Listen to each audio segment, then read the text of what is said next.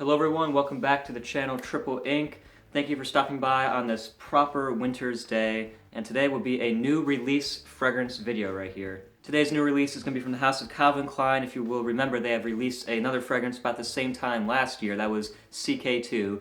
And this is another one of the million flankers that has come out to the Eternity line, and this is Eternity for Men Intense. So also I'd like to take a quick second and ask you all in the audience what you think about this idea. I'm thinking about switching things up on my channel a little bit, and maybe once every month I want to try and review a brand new fragrance that has just hit the market, because I want to add a little bit of diversity and a little bit of variety to my fragrance reviews. So every month I will pick some new fragrance that has just come out to do a review on, so let you know if it's worth the money or not. So let me know what you guys think about that idea in the comments section down below. But on to the review, let's talk about Eternity for Men Intense. And obviously this is another flanker to the original Eternity, which was released almost 30 years ago. That's right, 30 years ago. I think this thing has long past its expiration date, but that's just my opinion personally. And I was never a huge fan of the original Eternity, just throwing that out there. But I was really intrigued about this one, and I wanted to kind of give it a chance, so that's what I did. So Calvin Klein Eternity Intense for Men is classified as a woody aromatic fragrance, and it has main accords of fresh spicy,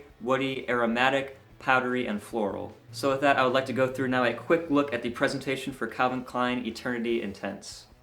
Okay, now let's take a look at the presentation.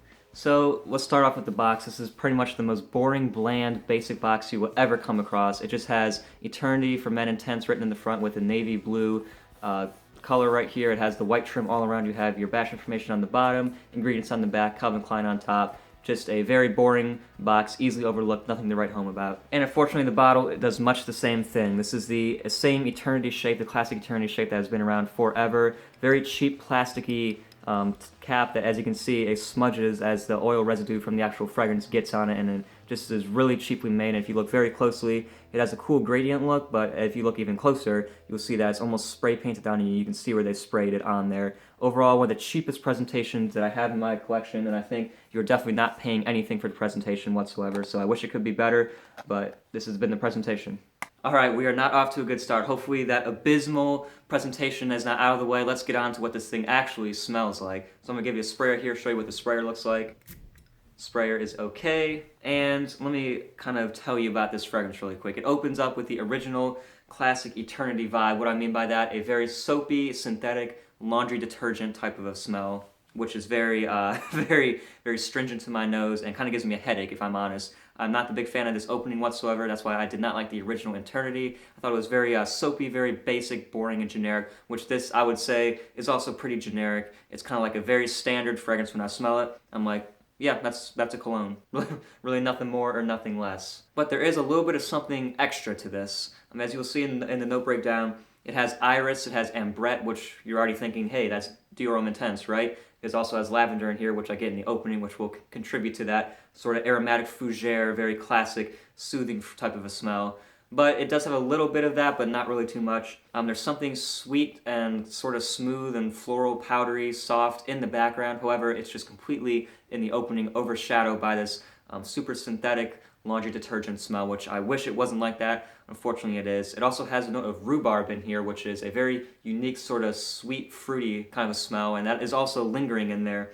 But it's so subtle and so non-existent that you can hardly even smell it, and it's just kind of pointless to even have it in there. And that's really what I get with this. When you smell it from a distance, all you'll smell is just lavender and a pretty generic soapy men's fragrance. It's extremely boring to my nose, doesn't bring anything new to the table. But when you do smell it a little bit closer, you kind of get those underlying notes, which they do smell pretty nice. This doesn't smell bad by any stretch of the imagination. It has a very nice smell. It's manly, it's pretty classic, and it's overall clean and has a little bit of a dark edge to it. Unfortunately, I just find it very boring. It's pretty linear. Fortunately, this really harsh, soapy detergent thing does die down after a little bit, and then what you're left with is just kind of a very bland, very nondescript sort of iris ambrette thing where it's trying to be good, it's trying to be like Dior Homme, but it kind of fails at it if you ask me. But overall, a pretty average, very passable smell. You know, this isn't gonna catch anybody's nose. It's not gonna be like, whoa, what are you wearing? I'm blown away by that. It's just gonna be kind of like the standard. You know, this is how you're expected to smell. So I'm gonna score it a 3 out of 5. I will say the longer it's on your skin, the better it begins to smell. But all in all, it's just a pretty safe, fresh fragrance that will remind you of the original Eternity, but unfortunately just doesn't do all that much for me personally. Alright, so we know the smell is not the best. How is the performance? not much better. It's kind of going downhill from here. The longevity is pretty poor, and you know this has intense. This is another one of those fragrances where you see intense and you're thinking, okay, it's going to be stronger. Unfortunately, this is intense in the terms of it's more bold, which I wish fragrance companies wouldn't do that. Just kind of boom, slap an intense or extreme label on there and it would sell more, but that's exactly what Calvin Klein has just done. Performance is really not that good at all. 4 to 5 hours of longevity off of me, maximum.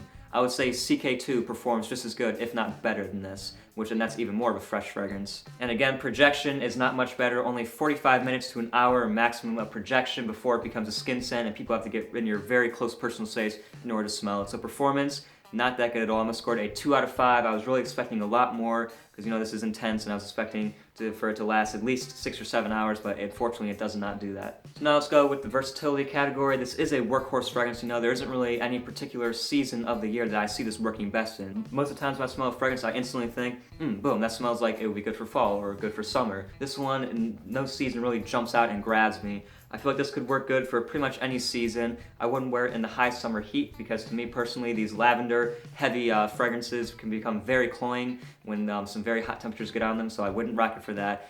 I think I'm gonna be wearing this mostly in the springtime, maybe a little bit in the fall as well. Day or night is fine, and in terms of occasions, I think it's pretty good for the casual type of setting where you're just kind of hanging out. It'll do okay in the office place because it's very safe.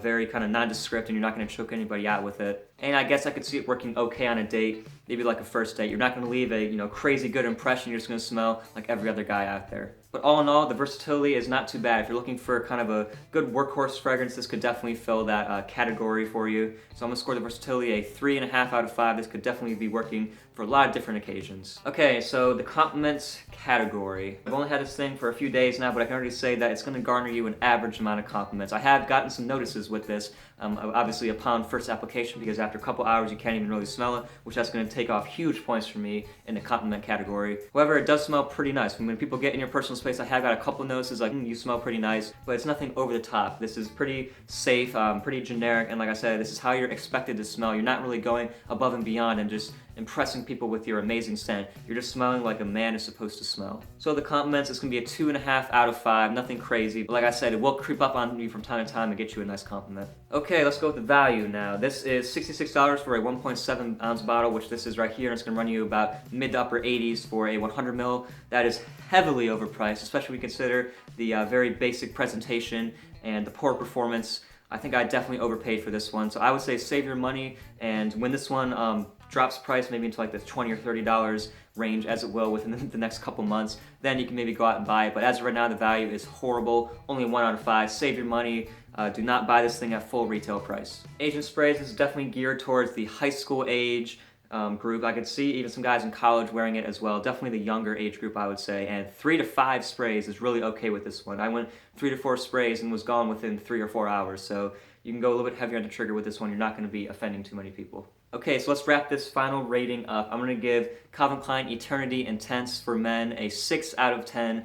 You know, it's nothing super groundbreaking, nothing super unique. It does kind of remind you of the original, and I think this one would just get lost in the shuffle of these so many different Eternity flankers that are out there. It just really smells similar to most of those. It has a little bit of a cool thing with the ambrette and the iris and the rhubarb, but overall it just gets overpowered by that laundry detergent note in there with that lavender, which I think throws it off for me. But, you know, it's how you're supposed to smell. It's just a average cologne, so when I think of a cologne, this is about what I think of. Also, there are just so many better fragrances out there for the price that you can pay for this one. I'm talking about Dior Homme, which uses the iris note to perfection, and also something like, let's say, Prada Luna Rosa, that has a nice, fresh, and soapy feel just like this, but it's way, way better done. So that was my review of Calvin Klein Eternity Intense. Let me know what you think about this fragrance in the comment section down below. I would say save your money with this one, but that's just my opinion. And yeah, let me know also what you think about the thought of me reviewing, let's say, like a brand new fragrance every month. Let me know about that in the comments down below. So as always, stay tuned for my next video upcoming. Be sure to like, comment, rate, and subscribe. Follow me on my Instagram page for more behind the scenes action. And I will hopefully see you back on my channel soon with another video.